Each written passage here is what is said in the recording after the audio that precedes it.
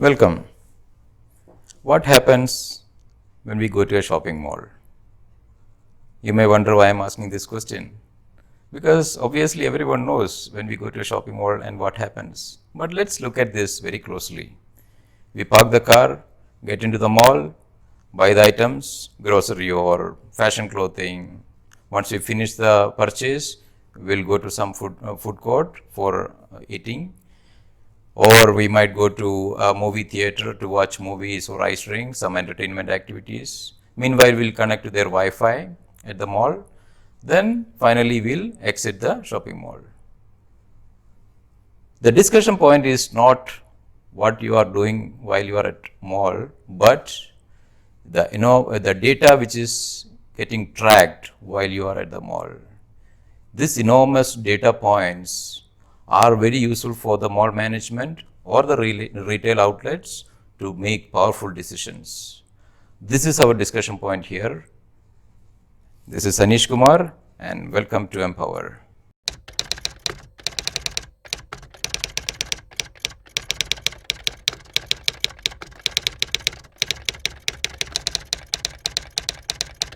Now let's look at the tracking devices deployed at the mall.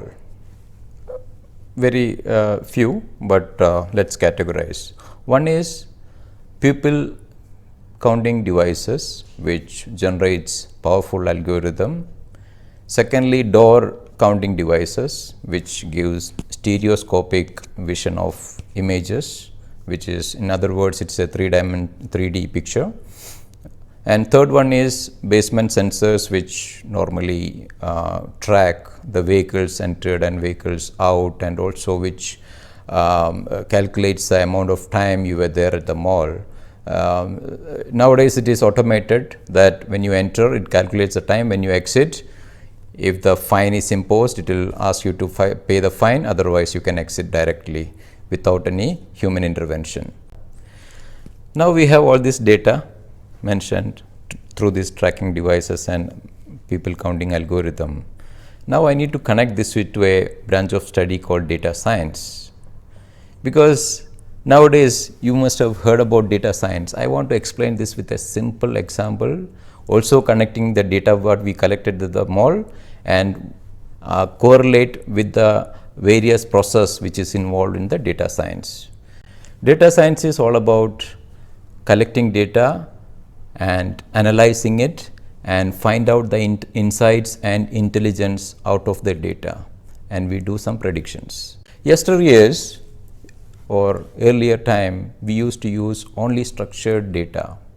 That means, I also explain you that with very simple example. Structured data means if you look at me, my name, my age, my designation, my income, these are all structured data which we can represent in row and column data. We used to get reports and to find information or find some insights through this structured data. Now everything is moved to unstructured data, like what we collected from this shopping mall is a kind of unstructured data, which is in terms of sensor data or people counting data, or your vision, that is your images, what is processed, that is your image, video, your text files, everything is unstructured data. Nowadays the data science, which accumulates all this data together, which is in row column format, that means which I mentioned as a structured data, and also with this real-time data and unstructured data, combine all together and find out or milk out the insights and information out of this. So let's look at this process in detail, considering the shopping mall. So the first part is already been done, the data which is already been collected in terms of tracking devices, using the tracking devices. But also some more activities happens when you are there at the outlets. You go to a shop, maybe a retail outlet, you suppose they do some loyalty programs, your data is being tracked there. What they are doing, they are collecting, they provide you a loyalty cards by which they try to understand that you are a regular customer or just a customer who comes and not buying, how much you spend, how often you come. this data also, along with the other data which we mentioned earlier, is already been collected. Next, we will go to the data analysis part. Data analysis mainly focus on three things. One is descriptive analysis, predictive analysis, and prescriptive analysis. So, in these three steps, we complete the data analysis. I am giving you a very small example with these examples, but actually this, when you look at this, is a vast topic. So, but I want to give you, even if you are with non-IT background, to understand what this is, what this actually means. Descriptive analysis is what? Description about the data. For example, suppose a watch shop in the shopping mall which is not doing well. You know that why people buy a watch nowadays. It is being replaced by many other things. Even if you have a mobile phone, you don't really need a watch as its purpose. But when you look at a shopping mall, the watch shop, the watch is not getting sold.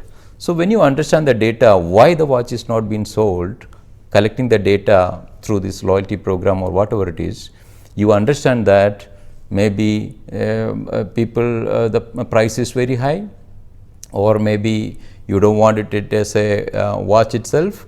So this description, why this is not happening in the real case which is given to you, the description about the data, that is called descriptive analysis.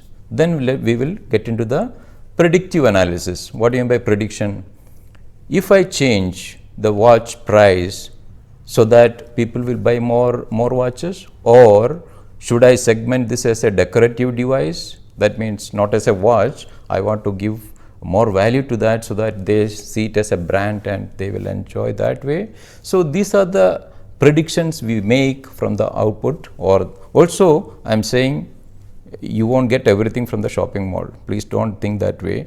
We get all this information from maybe from the real-time information, the way you search for watches in the social media, or many other, the behaviors are tracked from many sources, and shopping mall incidentally to be one of that. So in this predictive analysis, we do some correlations from the sets of data. This happens, what will happen to that set? So this is the way predict. And prescriptive. What is prescriptive? We prescribe.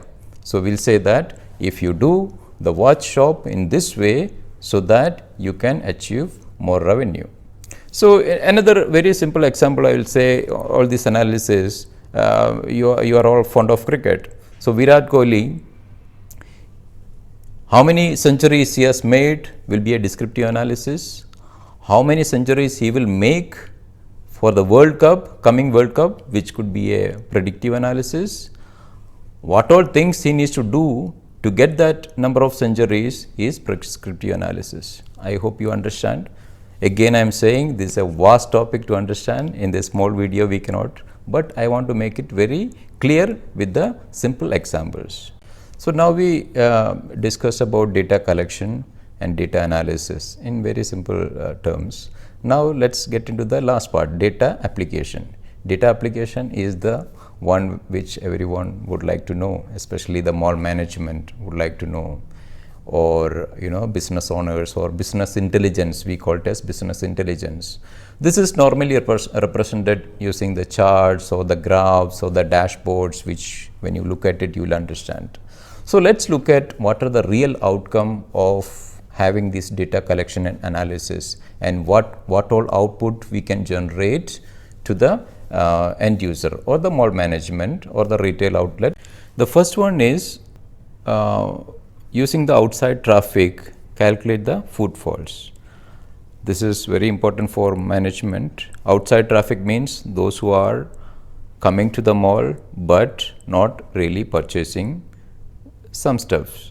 Even though the business is not done, this information is very, very powerful for the management, because by calculating the footfalls, this is a way they negotiate with the retail outlets for the pricing. That means our mall, from morning to evening, these many people are coming in, lot of drive for the marketing.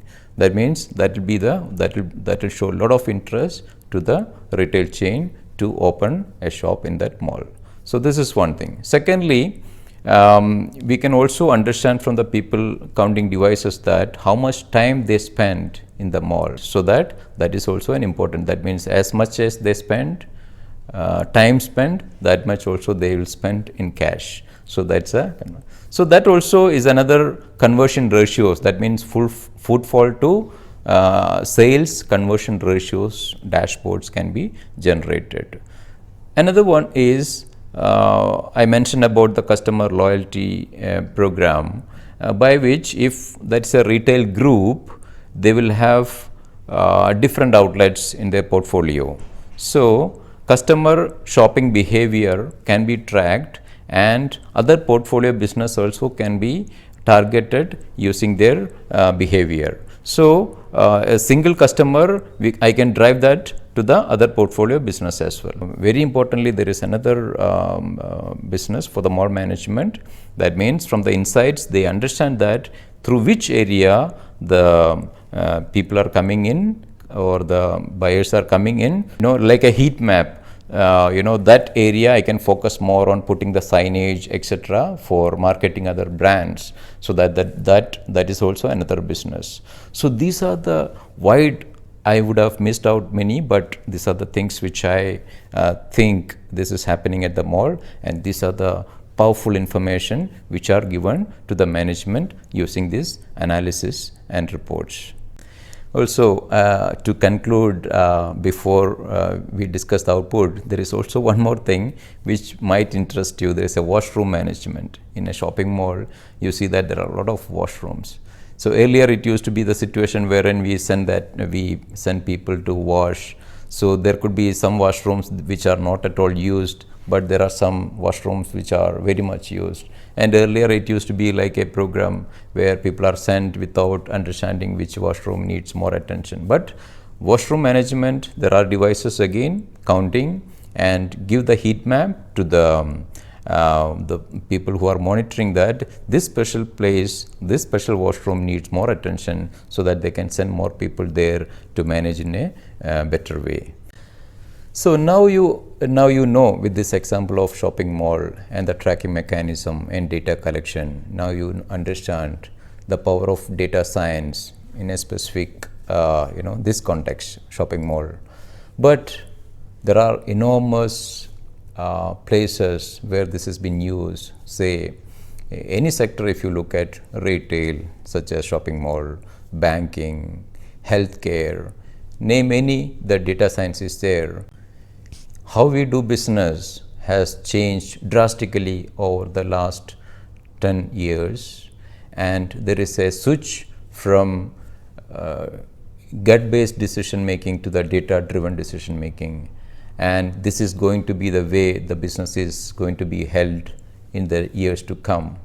This is mentioned by my close business associate and my best friend from Indian Institute of Management, Calcutta. And this shows the power of data science in the years to come.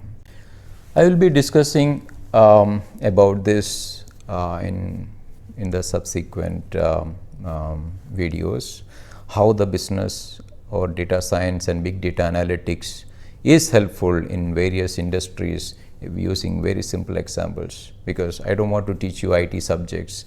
Even if you are a non-IT background, you should be able to understand this, because this is going to be the key for the how the business is going to happen in the years. Or also, suppose you are a graduate or a student who would like to understand the trends and the skill set you would like to achieve for the future business or to survive, because you know that almost whatever is happening now, the skill set which is going to likely to get eliminated in the next 10-15 years. We will discuss that as well in the subsequent videos. So those who are interested in career, you must watch this, and it's my commitment that I will explain each of these aspects using very simple examples.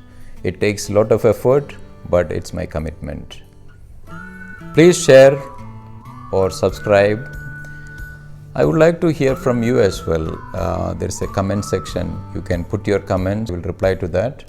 I also want to understand what you think about this video. Also, please subscribe for this channel and share it with your friends. Thank you very much. See you soon.